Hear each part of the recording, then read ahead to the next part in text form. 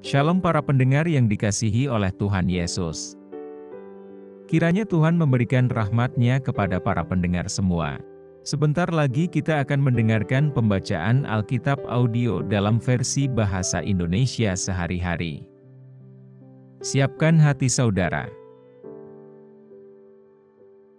Kisah Para Rasul pasal 8.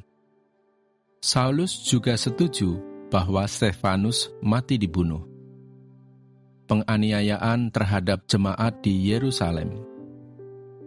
Pada waktu itu mulailah penganiayaan yang hebat terhadap jemaat di Yerusalem. Mereka semua, kecuali rasul-rasul, tersebar ke seluruh daerah Yudea dan Samaria. Orang-orang saleh menguburkan mayat Stefanus serta meratapinya dengan sangat. Tetapi Saulus berusaha membinasakan jemaat itu, dan ia memasuki rumah demi rumah dan menyeret laki-laki dan perempuan keluar dan menyerahkan mereka untuk dimasukkan ke dalam penjara. Filipus di Samaria. Mereka yang tersebar itu menjelajah seluruh negeri itu sambil memberitakan Injil, dan Filipus pergi ke suatu kota di Samaria dan memberitakan Mesias kepada orang-orang di situ. Ketika orang banyak itu mendengar pemberitaan Filipus dan melihat tanda-tanda yang diadakannya, mereka semua dengan bulat hati menerima apa yang diberitakannya itu. Sebab dari banyak orang yang kerasukan roh jahat, keluarlah roh-roh itu sambil berseru dengan suara keras, dan banyak juga orang lumpuh dan orang timpang yang disembuhkan. Maka sangatlah besar sukacita dalam kota itu. Seorang yang bernama Simeon telah sejak dahulu melakukan sihir di kota itu dan mentakjubkan rakyat Samaria, serta berlagak seolah-olah ia seorang yang sangat penting. Semua orang, besar kecil, mengikuti dia dan berkata, "Orang ini adalah kuasa Allah yang terkenal sebagai kuasa besar." Dan mereka mengikutinya, karena sudah lama ia mentakjubkan mereka oleh perbuatan sihirnya.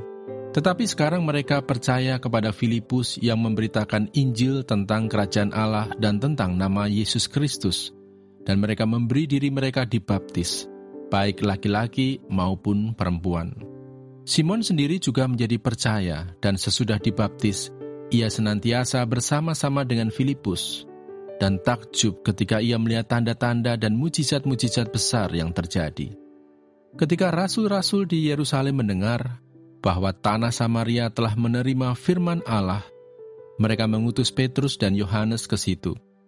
Setibanya di situ, kedua rasul itu berdoa supaya orang-orang Samaria itu beroleh Roh Kudus.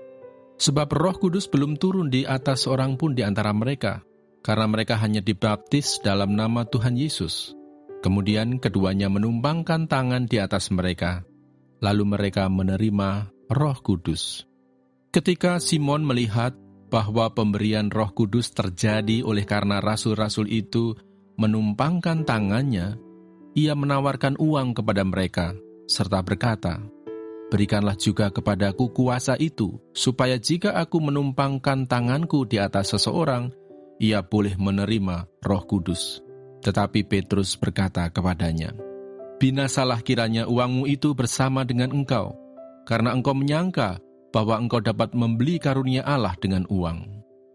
Tidak ada bagian atau hakmu dalam perkara ini, sebab hatimu tidak lurus di hadapan Allah. Jadi bertobatlah dari kejahatanmu ini dan berdoalah kepada Tuhan, supaya ia mengampuni niat hatimu ini, sebab kulihat bahwa hatimu telah seperti empedu yang pahit dan terjerat dalam kejahatan." Jawab Simon, "Hendaklah kamu berdoa untuk aku kepada Tuhan, supaya kepadaku jangan kiranya terjadi segala apa yang telah kamu katakan itu." Setelah keduanya bersaksi dan memberitakan firman Tuhan, kembalilah mereka ke Yerusalem, dan dalam perjalanannya itu, mereka memberitakan Injil dalam banyak kampung di Samaria. Sida-sida dari tanah Etiopia. Kemudian berkatalah seorang malaikat Tuhan kepada Filipus, katanya, "Bangunlah dan berangkatlah ke sebelah selatan menurut jalan yang turun dari Yerusalem ke Gaza." Jalan itu jalan yang sunyi. Lalu berangkatlah Filipus. adalah seorang Etiopia, seorang sida-sida, pembesar dan kepala perbendaharaan Sri Kandake, Ratu Negeri Etiopia, yang pergi ke Yerusalem untuk beribadah. Sekarang orang itu sedang dalam perjalanan pulang dan duduk dalam keretanya sambil membaca kitab Nabi Yesaya. Lalu kata Roh kepada Filipus, "Pergilah ke situ dan dekatilah kereta itu." Filipus segera ke situ dan mendengar sida-sida itu sedang membaca kitab Nabi Yesaya. Kata Filipus, "Mengertikah Tuan apa yang Tuan baca itu?"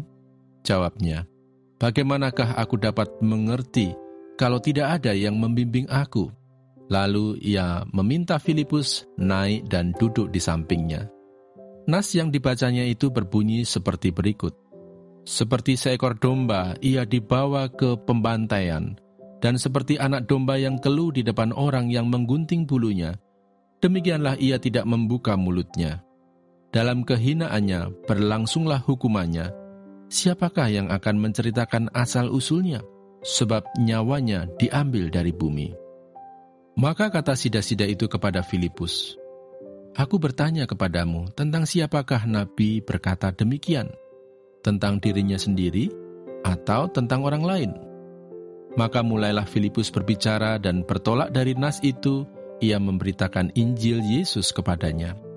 Mereka melanjutkan perjalanan mereka dan tiba di suatu tempat yang ada air. Lalu kata sida-sida itu, "Lihat, di situ ada air. Apakah halangannya jika aku dibaptis?"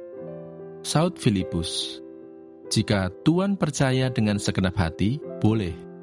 Jawabnya, "Aku percaya bahwa Yesus Kristus adalah Anak Allah."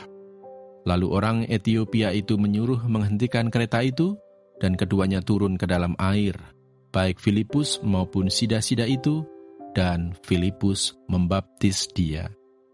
Dan setelah mereka keluar dari air, Roh Tuhan tiba-tiba melarikan Filipus, dan sida-sida itu tidak melihatnya lagi. Ia meneruskan perjalanannya dengan sukacita. Tetapi ternyata Filipus ada di Asdod. Ia berjalan melalui daerah itu dan memberitakan Injil di semua kota sampai ia tiba di Kaisarea. Terima kasih Bapa di surga untuk firman-Mu hari ini. Berkati kami semua supaya kami mengerti isi hati-Mu. Terima kasih para pendengar semua, kiranya Tuhan memberkati. Dan jangan lupa untuk share dan subscribe.